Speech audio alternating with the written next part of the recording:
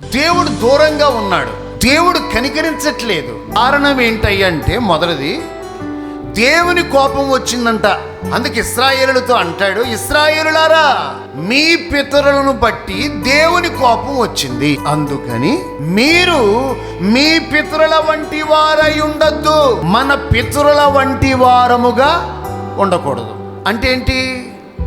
పితరులు చేసినట్టు మనం చేయకూడదు, పితరులు మాట్లాడినట్టు మాట్లాడకూడదు, పితరులు ప్రవర్తించినట్టు ప్రవర్తించకూడదు, పితరుల పద్ధతుల్లో మనము ఉండకూడదు. ఈ పితరుల వలె మీరు ఉండద్దు. సంఘమా, మీ పితరుల వలె మీరు ఉండవద్దు.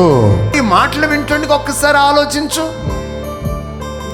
నీ పితరుల మీద దేవుని కోపం దిగవచ్చింది కాబట్టి మీ పితరుల వలె మీరు ప్రవర్తింపవద్దని ఎంత తేటగా వాక్యం చెప్తుంది.